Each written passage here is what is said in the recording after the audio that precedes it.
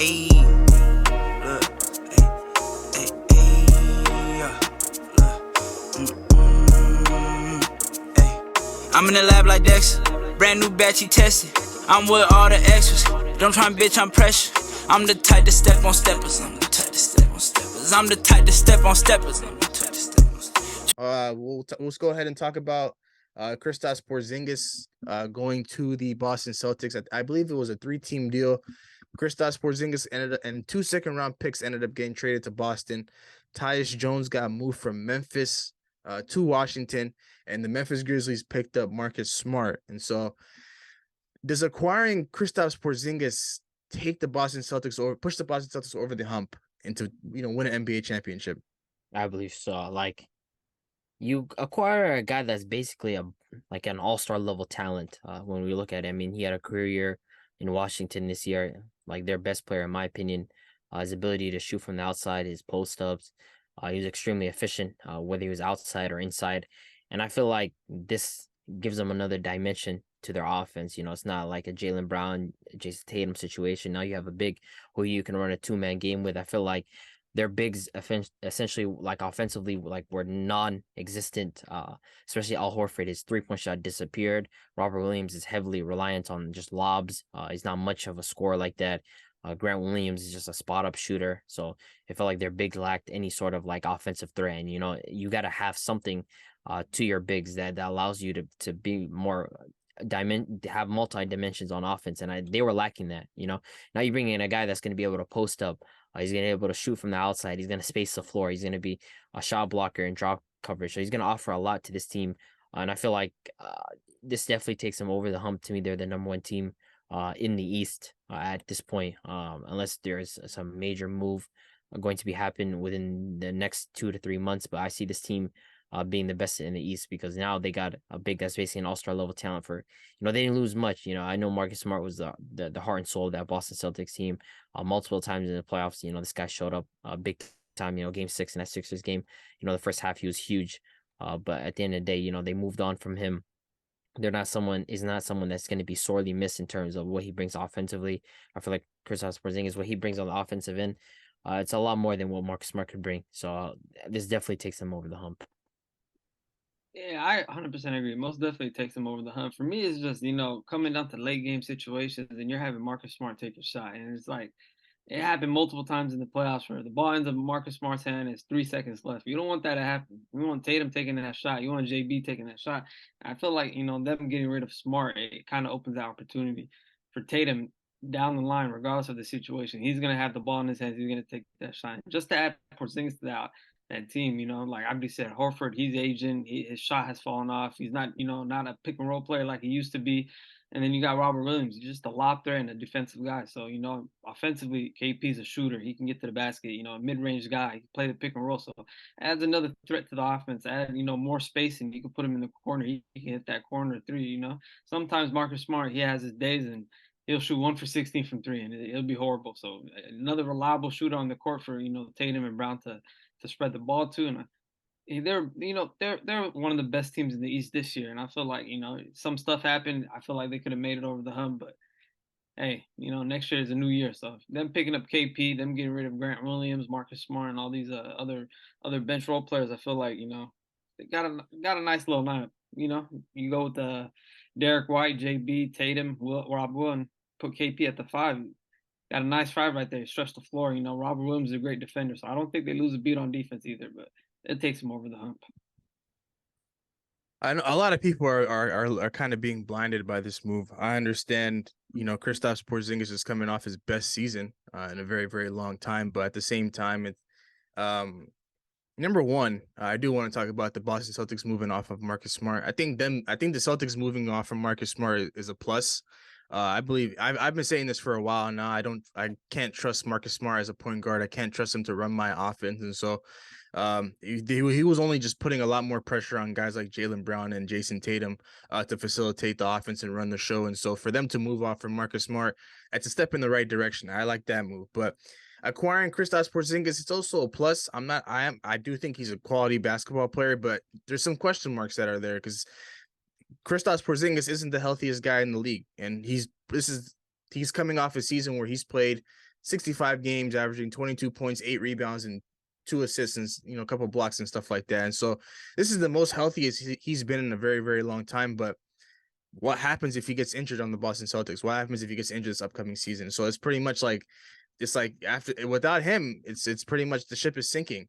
Jason Tatum and Jaylen Brown can only do so much, but they're if they don't have Kristaps Porzingis for a good portion of the season, the season's not gonna go as they hope they wanted to go. And so their main problem was the point guard position. Them moving off from Marcus Smart, good.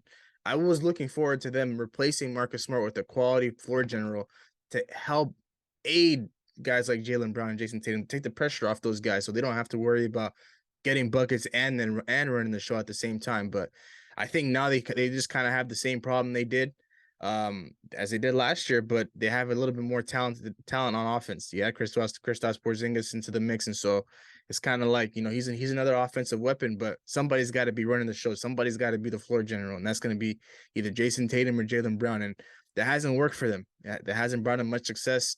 Although they've been getting to the Eastern Conference Finals and they've gotten to the NBA Finals, they needed a floor general to get themselves over the hump. That's exactly what they needed. And I think Kristaps Porzingis he's gonna do pretty well for this team.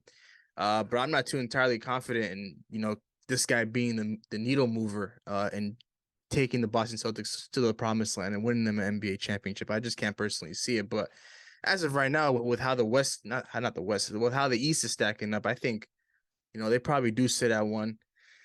You just got to think about it. The same positions that Al Horford was in, where he was missing shots against the Sixers, or he was missing shots against the Hawks, and he was going 9 for 45 in one series. Now you have Kristaps Porzingis essentially taking that spot, and he's not missing those same looks that Al Horford was getting. And on top of that, he's going to be able to score a lot more than what Al Horford was going to bring. I think, like, defensively, they're not going to miss a beat. I mean, Jason Tatum's still an elite wing defender. Jaylen Brown has his moments as a defender, and they have two, like, basically elite shot blockers in Rob Williams and Kristaps Porzingis. So I feel like the same, and Derek White, obviously, I can't believe I forgot him. He's another great defender on that team. So it's not like they're going to miss a beat on defense. And offensively, now you have a big that's literally just going to be taking the same shots that Al Horford was getting. And Al Horford was getting a bunch of open looks just because of Jason Tatum and Jaylen Brown. So now you have a guy that's going to fill that role. I just don't see how it's going to fill. I mean, you gotta put the ball in Jaylen Brown's hands. We trust Tatum with facilitating the rock, but you got Jaylen Brown on the other hand. I mean, it shouldn't be that hard at this time. If Porzingis is open, they're gonna get him the ball, man. And I think that guy's gonna find ways to score. Whether he's gonna post up, whether he's gonna spot up in the corner, or whether he's gonna be the dunker spot, just waiting for a dump off. In a variety of ways, and now you have options where you have Porzingis at the 5 and you switch Tatum over down to the 4. You have a lot of versatility with a lineup like that. So, I think Porzingis taking Al Horford's spot, it's a huge difference because Al Horford went missing in terms of his jump shot. We'll see how it ends up working out, but I like the first trade offer that they had on the table first. I think it wasn't Marcus Smart. I think it was Malcolm Brogdon, and I think he was going to the Clippers, if I'm not mistaken. But then I believe there's something went wrong with Malcolm Brogdon's physical. He's been dealing with an injury since the postseason, and so they weren't really too hot about him, and so they pretty much declined the trade. But I can only imagine what a lineup with Marcus Smart, Jaylen Brown, Tatum, Porzingis, and then any other guy they play at the 5, whether it's Horford or Robert Williams, that would have I think personally pushed these guys over the top. Because although I'm not the biggest Marcus Smart fan, he does his job pretty decently, and although his offense and facilitating bag isn't the greatest, I think he still does enough for this team, and I can still trust guys like Jaylen Brown and Jason Tatum to run the show, and then have Marcus Smart kind of do his thing. But they legit have no point guard right now, so they're pretty much in the same position they were in last year. But their idea is to empower Derek White to get more touches now that he's going to be starting as their point guard. Their idea, I mean, the guy, most of the time, to me, he was their third best player, especially in that Atlanta Hawks series. I mean, the guy was just phenomenal.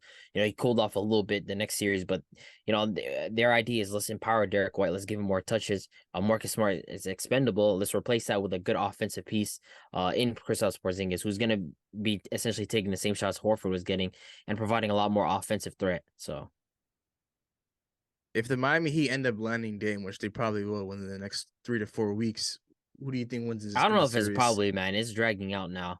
now it's dragging out because I don't think Dame lands in Miami, bro. a report just came out saying if it takes months to find a good offer, it's gonna take months. Like right now, it's a war. Like in the Blazers' mind, like I assumed that at first that they were gonna do him right and just send him wherever he wants. But they're thinking, okay, this guy doesn't have a no trade clause. Like we can send him where we want to send him and get the most value. So. I think they're just it's gonna hold out. But if we, hypothetically speaking, do get Dame, I do like us more than the Boston Celtics just because of who Dame is as a player, and I like that three a little bit more than their big three. But it's gonna be something where it's a 1-2, like it's the same two teams always in the Eastern Conference Finals. It's always the Boston Celtics and the Miami Heat, and I'm not too high on the Milwaukee Bucks, so it's really just those two teams. That's fair to say. I think eventually a deal will get done though in Portland, because I think at the end of the day, where they're kind of keeping their cards close to their chest. They're not trying to give too much information out. They understand that Damian Lillard is not going to be back next season, and his only destination is to get to Miami. But I think they just got to they got to put a better offer on the table. It doesn't make any sense for them to take on Tyler Hero. They already got a lot of guards over there, so trying to get that third team is going to take a little bit of time, and they want to make sure they get a lot of quality picks for him. But I think at the end of the day, if it does take a couple months, it's just gonna come down to Dame and whether or not he reports to training camp, and that's gonna be some time, and we're just gonna have to wait and see on that. But record a new hit, then we making us a film. Wouldn't sign a deal if I got a couple mil. Been in the lab, now they throwing out deals. Me and now late, now that's overkill.